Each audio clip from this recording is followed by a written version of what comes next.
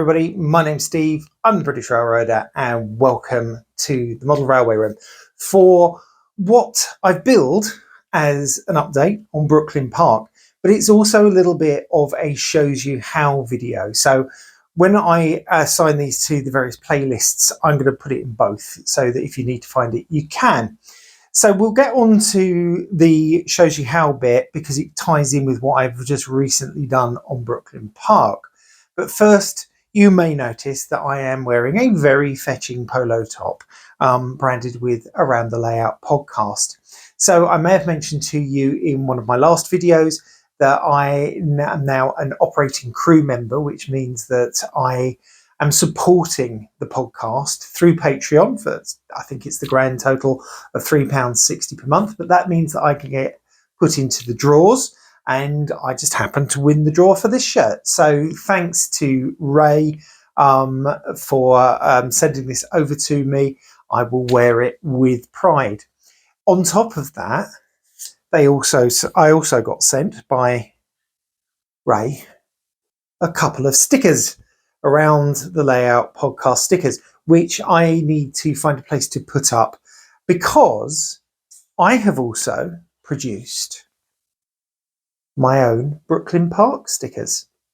So I've been threatening this for a while, and those of you that are friends with me on Facebook will have seen some of my early designs, but this is what I came up with. This is what I've had made. I had them made using, I think it was Sticker Mule, which they came through very, very quickly. I'm very pleased with them. I may try one of the others when I do the next run.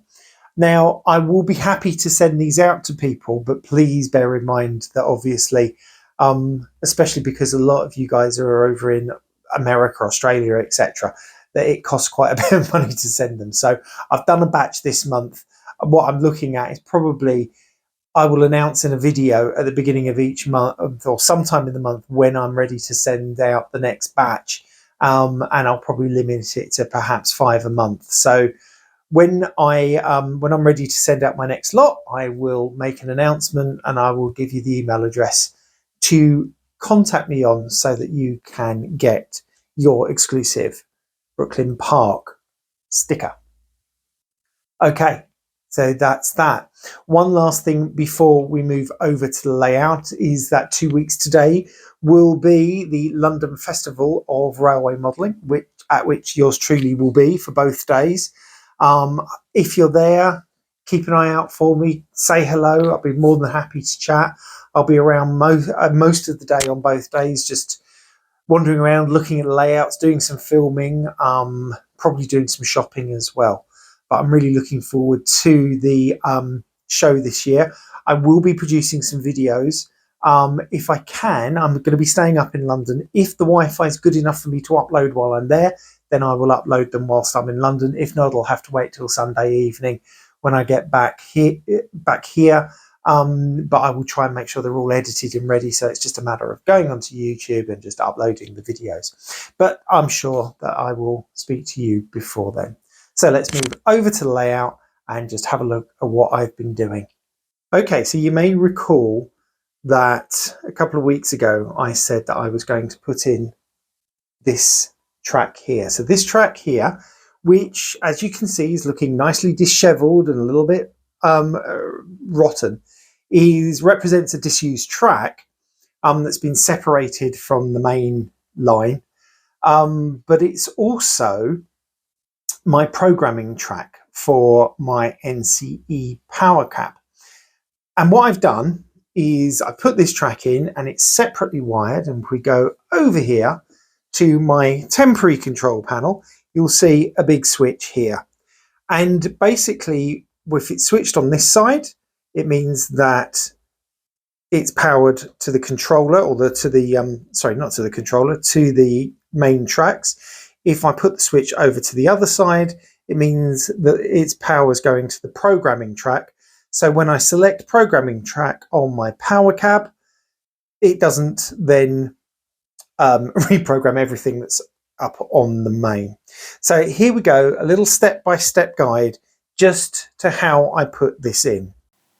So the first thing that I really wanted to do was make the track look as if it was disused. So this involved me basically hacking at the track with a chisel blade. So I would remove bits of the sleepers, I would displace them, I would make them into interesting shapes, and I would also split the ends of those ties just so that the overall effect was that it looked like a beaten up piece of track.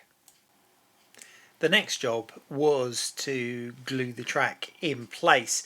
Now, my preferred method of doing this is just using some white glue, some PVA, something similar, running a bead of it along the length of where the track needs to be, spreading it out, putting the track on top, and then as you can see here, I use some push pins just to keep the track in place, pressed down, and where there's curvatures, just to keep everything in the shape that I want it. Next came wiring up the track, and what I simply did was at the end of the track drilled a hole next to each rail. I then used some wire, the same wire that I'd used for droppers on the layout, and soldered that to each rail, and then that went under the baseboard, and then it was connected to the switch that I showed you earlier on in the video. And basically the middle two poles of the switch went to the controller, the right two poles went to the programming track, and the left two poles went to the main track. At this point we now have a wired up working programming track. But obviously I want this to look like part of the scenery. So the first thing I did was paint the sleepers, and this was just done with some track grime colour. This one I used from Rail Match just happens to be an enamel. I let that dry overnight and then painted the rail sides using micro brushes and Vallejo Air rust paint, which you can use as just a painted on paint. It doesn't have to be through an airbrush. Once all that was dry, I then ballasted it just using the old-fashioned method of sprinkling on the ballast, spraying it with some wet water, and then fixing it down with some diluted matte medium. Once that was done and that was all dry, I then used a little bit of the Nuln oil just so that it was the same grimy colour as the ballast on the rest of the layout. Okay, that's all for today. Thanks everybody for watching. If you've enjoyed the video, give it a thumbs up. If you haven't done so already, please consider subscribing to the channel. Just click the little subscribe button, and when the bell comes up, just click all and you will get notifications of every new video that I produce. But that's it from me.